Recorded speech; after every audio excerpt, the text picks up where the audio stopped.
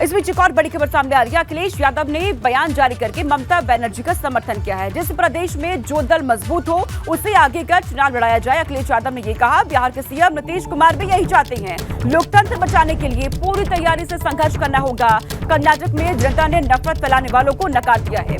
भाजपा का आपस में लड़ाने और नफरत फैलाने का काम है, अखिलेश यादव ये कह रहे हैं और ममता बनर्जी का समर्थन यहाँ पे कर रहे हैं। साथ ही कहा कि जिस प्रदेश में जो भी दल मजबूत होगा उसे आगे करके चुनाव वहां पर लड़ा जाएगा। यानी कि विपक्षी पार्टियां यहाँ पर एक साथ होकर के लोकसभा चुनाव में लड़ने की कोशिश कर रही है और भाजपा को हराने की कोशिश यहाँ पर है।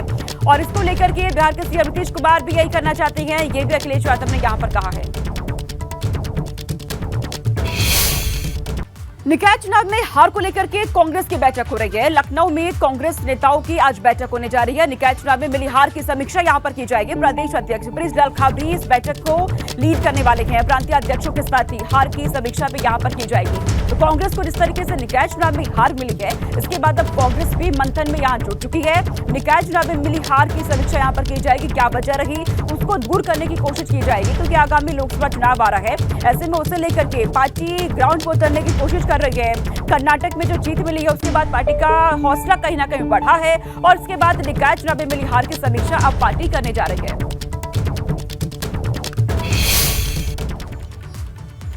सबसे पहले भाजपा के मिशन 80 के साथ दरअसल निकाय चुनाव के बाद 2024 में लोकसभा चुनाव की जीत में की तैयारी में अब भाजपा जुट चुकी है और आज से मेगा मंथन की शुरुआत होने जा रही है। आज से क्षेत्रीय भाजपा कार्यसमिति की बैठक शुरू हो रही है, जो कि 19 मई तक चलने वाली है। इस बैठक में भाजपा अपने अगले लक्ष्य के मिशन 80 के लिए आगामी कार्यक्रमों और अभियानों को लेकर चर्चा करेगी। बीजेपी की जो क्षेत्रीय बैठकें होने वाली है वह उसी क्षेत्र में होगी।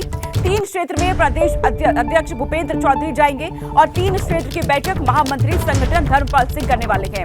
आज नोएडा में भूपेंद्र चौधरी बैठक करेंगे तो काशी के क्षेत्र में बैठक में महामंत्री संगठन धर्मपाल सिंह शामिल होने वाले हैं। तो आगामी लोकसभा चुनाव को लेकर बीजेपी अब जुट चुकी है। रणनीति पर काम किया जा रहा है, अलग अलग मंथन किया जा रहा है मुद्दों पर। बैठकों का दौर भी शुरू हो चुका है। भाजपा के मिशन 80 की तैयारी अब यहाँ पर देखने को मिल रही है।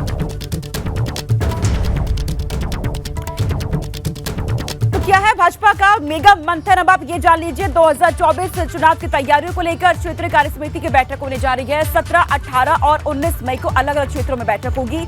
यूपी की सभी 80 सीटों को जीतने के लिए सभी 6 क्षेत्रों में बैठक होने जा रही है। 17 मई को पश्चिमी क्षेत्र में गाजियाबाद में भूपेंद्र चौधरी बैठक करेंगे।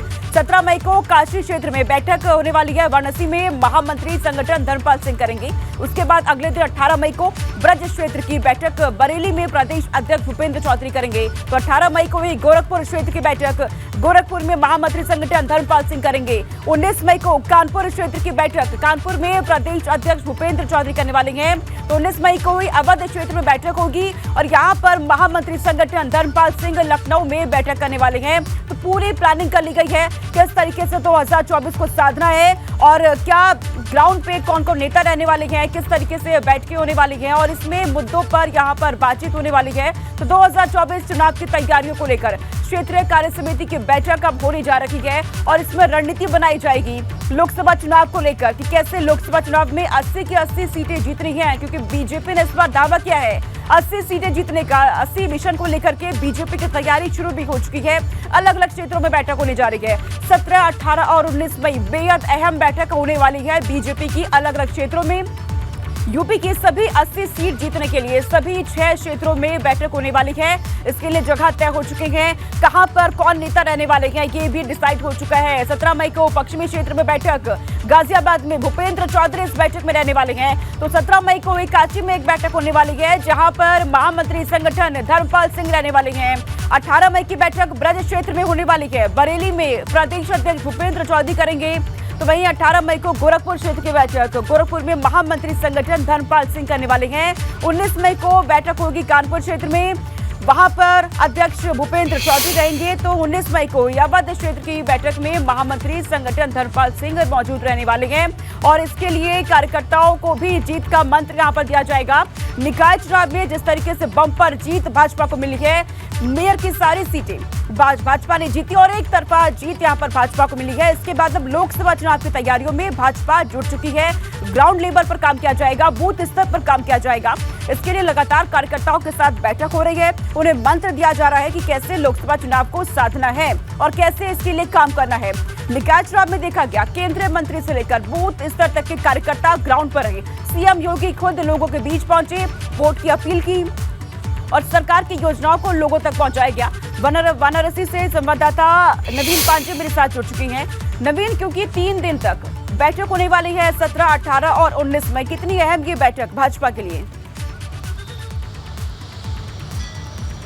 जी, अगर बात कीजिए भाजपा के लिए तो बहुत अहम बैठक है, क्योंकि निकाय चुनाव में मिली प्रचंड जीत को देखते हुए इसके साथ ही आगामी जो लोकसभा चुनाव है उसको लेकर आज बैठक होनी है और 3 दिवसीय बैठक चलेगी। जो संगठन महामंत्री हैं धर्मपाल सिंह आज इस बैठक में शामिल होंगे। इसके साथ साथ काशी क्षेत्र में कुल 16 जिले आते हैं और 16 जिलों के सांसद से लगाए विधायक, उनके पदाधिकारी, तमाम तरह के मंत्री इस बैठक में शामिल होंगे। इसके साथ ही जो केंद्र सरकार के 9 साल पूरे होने पर किस तरह के कार्यक्रम किए जाए, सरकार की योजनाओं को किस तरह से जन जन तक पहुँचाया जाए, इन सभी विषयों पर आज की बैठक में चर्चा होगी और 3 दिनों तक ये बैठक चलेगी और 3 दिनों तक कार्यकर्ताओं में जोश भरने का काम किया जाएगा, क्योंकि आगामी लोकसभा का चुनाव है और निकाय चुनाव को सेमीफाइनल के रूप में बीजेपी ले रही थी और निकाय चुनाव में प्रचंड जीत मिली है। तो प्रचंड जीत को किस तरह से फिर से कायम रखा जाए, इस जीत को जिस तरह से जन जन तक पहुंचने का काम किया गया है निकाय चुनाव में, उसी तरह से लोकसभा चुनाव में भी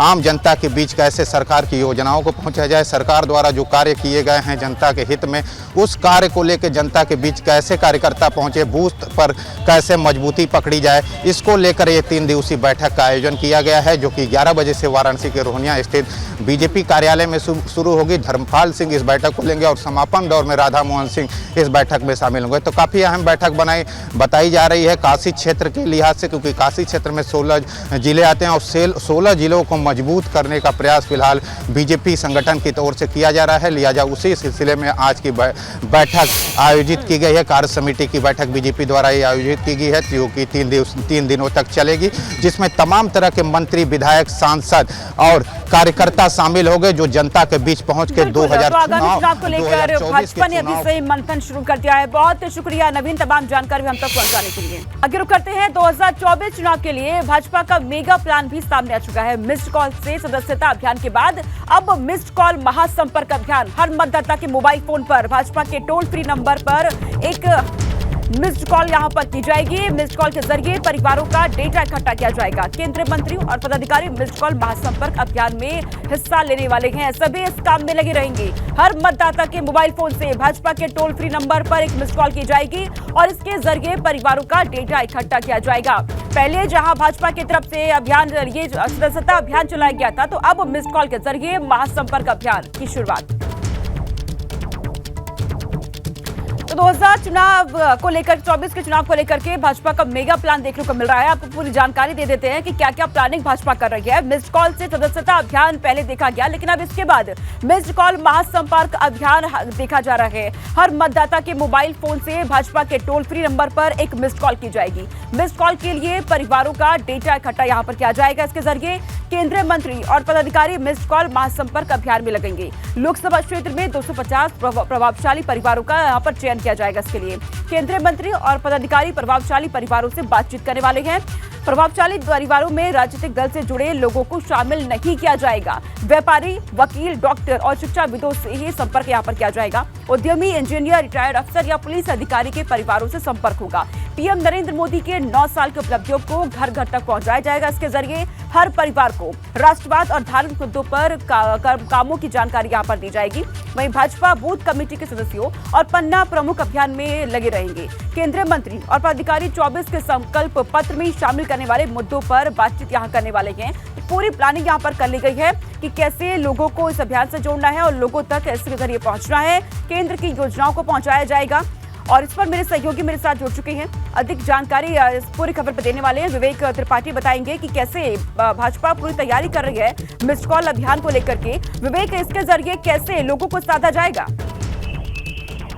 देखिए सोनिका, एक बहुत बड़ा अभियान है। आपको याद होगा कि भारतीय जनता पार्टी ने मिस कॉल से पार्टी की सदस्यता का अभियान शुरू किया था। उसके लिए तमाम प्रचार प्रसार के माध्यमों का इस्तेमाल किया गया था। सोशल मीडिया प्लेटफॉर्म इस्तेमाल किए गए थे, शहरों में पोस्टर बैनर लगे हुए थे। और अब ये ऐसा अभियान है जो लोगों को पार्टी से जोड़ेगा घर घर जाकर। यानी अभी तक लोग स्वयं जुड़ते थे, लेकिन अब लोगों को जोड़ने के लिए पार्टी उनसे घर जाएगी। भारतीय जनता पार्टी के जो बूथ स्तर के लोग हैं, पन्ना प्रमुख जो बनाए गए हैं, वो अपने अपने इलाकों में, अगर किसी के पास एक पन्ने में 15 लोग आते हैं, 15 परिवार आते हैं, तो उनके 15 परिवारों के घर जाएंगे, उनसे संपर्क करेंगे। प्रधानमंत्री की जो राष्ट्रवादी योजनाएं हैं, सामाजिक विकास की योजनाएं हैं, बीते 9 साल के कार्यकाल के दौरान उनका जो भी उपलब्धियां रही हैं, उसको एक प्रपत्र के रूप में बनाया गया है। वो प्रपत्र उनको सौंपा जाएगा परिवारों को, और उनके परिवार के सभी सदस्य जो वोटर्स हैं, उनसे उनके मोबाइल लेकर एक नंबर जो टोल फ्री नंबर है जिसमें सदस्यता अभियान चला था, उस पर मिस कॉल दी जाएगी। ये एक तरह से उनको जोड़ने का अभियान भी है, एक डेटा कलेक्शन का बड़ा अभियान है। और दूसरा ये अभियान है सत्यापन का, कि आप वहां गए थे, जो पार्टी के कार्यकर्ता है घर गए थे और कितने लोगों से मिले। चूंकि हर चीज की मॉनिटरिंग भारतीय जनता पार्टी में होती है, तो ये अभियान है। मॉनिटरिंग का एक तरीका भी है कि आप कितने लोगों के घर गए, कितने लोगों से मिले, कितनी मिस कॉल आई, और उसका डेटा कलेक्शन करके फिर उसको बाद में लोकसभा चुनाव की तैयारियों के मद्देनजर जो डेटा कलेक्शन किया जाएगा, उसको देखा जाएगा कि इसमें कितने लोग हमारे वोटर बन सकते हैं, हमारे लोग बन सकते हैं। और इसमें पन्ना प्रमुख या बूथ के लोग ही नहीं है, केंद्रीय बिल्कुल। तो भाजपा ने मेगा प्लानिंग यहाँ पर कर ली है लोकसभा चुनाव को लेकर के। बहुत शुक्रिया विवेक, तमाम जानकारी हम तक पहुंचाने के लिए। निकाय चुनाव को लेकर भाजपा पर आक्रामक नजर आ रखे अखिलेश यादव आज लखनऊ में सपा से अलग अलग क्षेत्रों के पदाधिकारियों से मुलाकात कर उस क्षेत्र के चुनाव से जुड़ी रिपोर्ट लेने वाले हैं। आपको बता दें, सपा ने चुनाव आयोग से जुड़े अधिकारियों पर भाजपा से मिले होने के गंभीर आरोप लगाए हैं और पार्टी इनकी जल्द ही लिस्ट भी यहाँ पर तैयार कर सकती है। तो समाजवादी पार्टी जो लगातार भाजपा पर आक्रामक रुख यहाँ पर अख्तियार किए हुए हैं, ऐसे में अब अपने तमाम पदाधिकारियों से मुलाकात करने वाले अखिलेश यादव उनसे ग्राउंड से जुड़े रिपोर्ट लेने वाले हैं। लेकिन इन सबके बीच आपको ये जानकारी भी दे दें कि सपा ने चुनाव आयोग से जुड़े अधिकारियों पर भी भाजपा से मिले होने के गंभीर आरोप लगाए हैं। तो हार पर मंथन से जीत के अमृत की आस किस तरीके से नजर आ रही है वो आपको बता देते हैं। निकाय चुनाव में हार के बाद यूपी की 80 सीटों पर फोकस कर रही है समाजवादी पार्टी। सोशल इंजीनियरिंग की रणनीति पर तेजी से काम किया जा रहा है। दलित पिछड़ा वर्ग के वोटों को पार्टी से जोड़ने पर फोकस है। एमवाई समीकरण को और मजबूत करने पर जोर दिया जा रहा है। दूर होते वोट बैंक को फिर से सपा मिलाने की कवायद तेज कर दी गई है। मतदाताओं तक पहुंचने के लिए नई रणनीति पर काम किया जाएगा। निकाय चुनाव में मिली हार के बाद ग्राउंड पर अब काम किया जा रहा है और पार्टी में क्या कमियां रखी गई उसे कैसे दूर किया जाए, इस पर काम कर रहे हैं अब अखिलेश यादव। लोगों से मुलाकात करेंगे और इसको लेकर के अपने तमाम कार्यकर्ताओं से मुलाकात करेंगे और उनके साथ मंथन किया जाएगा। यहाँ से आगे रुक करते हैं स्पीच। एक और बड़ी खबर है, लेकिन उससे पहले आपको बता दें कि इस खबर पर लखनऊ से संवाददाता विवेक त्रिपाठी जुड़ चुके हैं जो कि इस पर पूरी जानकारी देंगे। विवेक, क्योंकि अखिलेश यादव देखा गया था निकाय चुनाव में भी लोगों के बीच पहुंच रहे थे, रैलियां भी कर रहे थे, लेकिन उसका कोई खास असर हुआ नहीं। मेयर की एक भी सीट वो जीत नहीं पाए। लेकिन आगामी चुनाव, लोकसभा चुनाव को लेकर अब वो मंथन करने में जुट चुके हैं कि पार्टी में क्या कमियां रही, उसे कैसे दूर किया जाए। सोनिका, अखिलेश यादव की चिंता का सबसे बड़ा विषय है जो पालिका अध्यक्ष हैं और जो नगर पंचायत के पालिका परिषद के जो चेयरमैन हैं, अध्यक्ष हैं, वो सीटें हारना। देखिए, 17 नगर निगम में उनको बहुत ज़्यादा उम्मीद नहीं थी। कानपुर नगर निगम से ज़रूर उम्मीद थी क्योंकि वो भाजपा के प्रतिकूल समीकरण थे। भारतीय जनता पार्टी चारों तरफ से घिरी हुई थी, भीतरघाती भी थे, अंदर मनमुटाव भी चल रहा था बड़े नेताओं में। जो मेयर वहाँ बनी है प्रमिला पांडे, उनको लेकर भी ये था कि दूसरा कार्यकाल है, उनकी शिकायतें भी बहुत थी, लेकिन फिर भी वहाँ भारतीय जनता पार्टी जीत गई। सारी ताकत अखिलेश ने कानपुर में लगाई थी। इसके अलावा वो गोरखपुर गए थे, सहारनपुर गए थे। अंतिम क्षणों में उन्होंने चुनाव प्रचार बहुत किया था, लेकिन वो नाकाफी साबित रहा। पालिका अध्यक्ष और चेयरमैन पंचायतों के ये जो सीटें हाथ से निकली हैं, ये सबसे बड़ी चिंता का विषय है। इसके लिए उन्होंने तमाम ऐसे पूर्वांचल के लोगों को कल बुलाया था। कल शाम को अखिलेश यादव को लखनऊ आना था और यहाँ पर गोरखपुर के तमाम पदाधिकारियों और नेताओं के साथ बैठक करनी थी। कल यहाँ दोपहर से ही गोरखपुर के नेताओं की भीड़ लगी थी, लेकिन अखिलेश यादव को आने में लेट हो गया तो उन्होंने ये मीटिंग कैंसिल की। अब रात को वो पहुंचे हैं तो आज यहाँ पर समाजवादी पार्टी मुख्यालय में बैठक होगी। गोरखपुर के लोग मिलेंगे और लखनऊ के लोग भी मिलेंगे। चूंकि लखनऊ के लोग यहीं पर हैं, सारे पदाधिकारी जिनको चुनाव की जिम्मेदारी दी गई थी वो लोग यहाँ पर हैं। आज मुलाकात करेंगे, समीक्षा होगी, वो अपने पक्ष में रिपोर्ट देंगे कि हमने क्या क्या किया और कहाँ कहाँ कमियाँ रहीं, कमजोरियाँ रहीं। सारी रिपोर्ट उनसे मांगी जाएगी। अखिलेश यादव समीक्षा करेंगे, उनके साथ तमाम पदाधिकारी भी होंगे, जो प्रदेश अध्यक्ष हैं वो भी होंगे, और चुनाव के जो प्रभारी गोरखपुर में बनाए गए थे, लखनऊ में बनाए गए थे, वो भी शामिल होंगे इस बैठक में। और इसके बाद ये बैठक का सिलसिला चलता रहेगा। लोकसभा चुनाव को लेकर क्या कहाँ कमी रह गई, चूंकि ग्रामीण क्षेत्रों में और कस्बाई क्षेत्रों में समाजवादी पार्टी का प्रभाव हुआ करता था, लेकिन निकाय चुनाव में इस बार भारतीय जनता पार्टी ने समाजवादी पार्टी से वो ताकत भी छीन ली है। इसलिए चिंता का विषय समाजवादी पार्टी के बड़े नेताओं के लिए है कि ग्रामीण क्षेत्रों में और कस्बाई क्षेत्रों में जिस तरह से आधार खिसकता जा रहा है, वो आगे 2024 के चुनाव में कैसे मजबूती देगा समाजवादी पार्टी को, चूंकि बहुत बड़ी तैयारी भी चल रही है। और इसी चुनाव में तमाम ऐसे बड़े कद्दावर नेता थे जिनका प्रतिष्ठा दांव पे लगी थी, जिनका रसूख दांव पे लगा था, वो भी अपने लोगों को चुनाव नहीं जिता पाए। अपने चाहे उन्होंने जो टिकट के लिए सिफारिश की थी या अपने परिवार के लोगों को खड़ा किया था, अपने करीबियों को चुनाव मैदान में टिकट दिलवा कर उतारा था, वो भी अपने लोगों को नहीं जिता पाए। तो ये समीक्षा का दौर है। आज अखिलेश यादव आएंगे, समीक्षा का दौर। पहली पसंद कहा जाता था समाजवादी पार्टी को उनका, उन्होंने भी कहीं ना कहीं दूर दूर तक समाजवादी पार्टी को इस बार निकाय चुनाव में वोट नहीं दिया। ऐसे में चिंता जरूर है, समाजवादी पार्टी इस पर मंथन भी कर रही है। बहुत शुक्रिया विवेक, तमाम जानकारी हम तक पहुंचाने के लिए। अतीक और अशरफ हत्याकांड से जुड़ी इस वक्त बड़ी खबर सामने आ रही है। अतीक और अशरफ हत्याकांड की जांच अब और तेज हो गई है। आज दूसरे दिन भी प्रयागराज में टीम मौजूद है। न्यायिक जांच आयोग की टीम वहां पर जांच कर रही है। आज भी मीडिया कर्मियों, पुलिस कर्मियों के बयान दर्ज होने वाले हैं। एक्सरे, पोस्टमार्टम करने वाले डॉक्टरों के भी बयान दर्ज होंगे। न्यायिक जांच आयोग की टीम 60 लोगों के बयान यहां पर दर्ज करेगी और आज एक बार फिर से घटनास्थल का मुआयना टीम कर सकती है, ये भी जानकारी है। तो सभी के बयान दर्ज होने वाले हैं जो भी उस वक्त मौके पर मौजूद थे जब अतीक और अशरफ की हत्या को अंजाम दिया गया था। शूटर्स की तरफ से लाइव कैमरे के सामने वहां पर पुलिसकर्मी मौजूद थे, मीडिया कर्मी मौजूद थे, डॉक्टर्स भी वहां पर मौजूद थे और उन सभी के बयान अब यहां पर दर्ज होने वाले हैं। इसको लेकर के आज दूसरे दिन भी प्रयागराज में ही टीम मौजूद है। न्यायिक जांच आयोग की टीम जांच कर रही है और इस खबर पर मेरे सहयोगी मोहम्मद मोइन जुड़ चुके हैं, अधिक जानकारी इस पर देंगे। मोहम्मद, क्योंकि बीते दिन भी टीम पहुंची थी न्यायिक आयोग की और आज भी प्रयागराज में ही मौजूद है, बीते दिन की जांच में क्या कुछ उन्होंने पाया है, कितने लोगों का बयान दर्ज हो पाए? देखिए, माफी अतीक अहमद और उसके भाई अशरफ की 15 अप्रैल को प्रयागराज के कॉलविन हॉस्पिटल में पुलिस कस्टडी में हत्या हुई थी। उस हत्याकांड की जांच के लिए उत्तर प्रदेश सरकार ने 2 SIT का गठन किया था। इसके साथ साथ एक न्यायिक आयोग का गठन किया गया था। न्यायिक आयोग में पहले 3 सदस्य थे, बाद में सदस्यों की संख्या बढ़ाकर 5 कर दी गई थी। न्यायिक आयोग की टीम कल लगातार तीसरी बार जो है वो प्रयागराज पहुंची है और आज से बयान दर्ज होना शुरू होंगे। जो मौके पर मौजूद मीडिया कर्मी थे उनका बयान दर्ज किया जाएगा। अतीक और अशरफ की सुरक्षा में जो तकरीबन 21 पुलिसकर्मी लगाए गए थे उनका बयान दर्ज किया जाएगा। जो मेडिकल स्टाफ उस वक्त हॉस्पिटल में था उनका बयान दर्ज किया जाएगा। इसके साथ साथ अतीक और अशरफ के शवों का पोस्टमार्टम करने और एक्सरे करने वाले डॉक्टरों के बयान दर्ज किए जाएंगे। तकरीबन 60 लोगों को समन जारी किया गया है। अलग अलग दिन का वक्त दिया गया है इनको बयान दर्ज कराने के लिए और बहुत मुमकिन है कि जो आयोग की टीम है एक बार फिर से घटनास्थल का मुआयना कर सकती है। हालांकि टीम जो है वो पहले भी 2 बार घटनास्थल का मुआयना कर चुकी है। जो SIT है वो क्राइम सीन का रिक्रिएशन यानी नाट्य रूपांतरण कर चुकी है। इसके साथ साथ CCTV फुटेज को खंगाला गया है। तो न्यायिक आयोग के पास अब 1 महीने से कम का वक्त बचा हुआ है। उस 1 महीने के अंदर उसे इस बात का पता लगाना होगा कि अतीक और अशरफ की हत्या किन परिस्थितियों में की गई, कौन लोग जिम्मेदार हैं और क्या इस पूरे मामले में प्रयागराज पुलिस की भी लापरवाही थी या नहीं। तो न्यायिक आयोग जांच पूरी करके उत्तर प्रदेश सरकार को अपनी रिपोर्ट सौंपेगा। बिल्कुल मोइन, और बेहद अहम ये जांच अब बनी रही है मोइन मेरे साथ। इस बीच एक बड़ी खबर सामने आ रही है, ऐसी खबर से जुड़ी हुई उसका रुख करते हैं। अतीक के नाम पर जमीन हड़पने का एक और मामला सामने आया है। जमीन हड़पने और रंगदारी मांगने का एक और मामला सामने आया है। अतीक अहमद गैंग से जुड़े हुए 2 सगे भाइयों के खिलाफ इसको लेकर के केस भी दर्ज हुआ। बेबेले इलाके के रहने वाले सगे भाई शिबू और असहल के खिलाफ केस यहाँ पे दर्ज कर दिया गया है। विक्रांत नाम के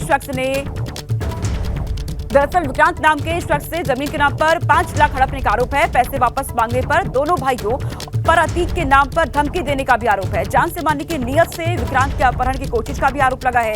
शिबू और असहल के बाद 10 लाख की रंगदारी इनसे यहाँ पर मांगने के भी आरोप है। कई आरोप यहाँ पे लगे हुए हैं। मोइन मेरे साथ बने हुए हैं। मोइन, यहाँ पर एक और मामला देखने को मिल रहा है। अतीक के नाम पर जमीन हड़पने का ये मामला है। देखिए, माफिया अतीक अहमद अब भले ही दुनिया में ना हो, उसकी हत्या की जा चुकी है, लेकिन अतीक के आतंक का जो अफसाना है वो खत्म होने का नाम नहीं ले रहा है। इसी में ताजा एक मामला आया है प्रयागराज के राजापुर इलाके के रहने वाले विक्रांत यादव का। विक्रांत यादव का आरोप है कि अतीक अहमद गैंग से जुड़े हुए 2 सगे भाइयों ने उससे 5 लाख रुपए लिए जमीन देने के नाम पर। उसके बाद ना जमीन दी गई ना पैसे लौटाए गए, और जब उसने पैसे लौटाए जाने की मांग की तो उसका अपहरण करने की कोशिश की गई। सरेआम चौराहे पर उसे जो है क्या कहते हैं असलहों से डराया धमकाया गया, और उसके बाद उससे 10 लाख रुपए की रंगदारी मांगी जाने लगी। हालांकि ये पूरी घटना पिछले साल अक्टूबर महीने की है, लेकिन उस वक्त अतीक अहमद और अशरफ जिंदा थे, इसलिए वो हिम्मत नहीं जुटा पा रहा था। अब जाकर के उसने FIR दर्ज कराई है। प्रयागराज के कैंट थाने में दोनों सगे भाइयों के खिलाफ FIR दर्ज हो गई है। IPC की बिल्कुल मोइन, कहीं ना कहीं अतीक का खात्मा हो गया है, लेकिन अतीक के गुनाहों का अभी खात्मा नहीं हो पा रहा है। बहुत शुक्रिया मोइन, तमाम जानकारी हम तक पहुंचाने के लिए। एक के बाद एक तमाम खुलासे इस पूरे मामले में हो रही है।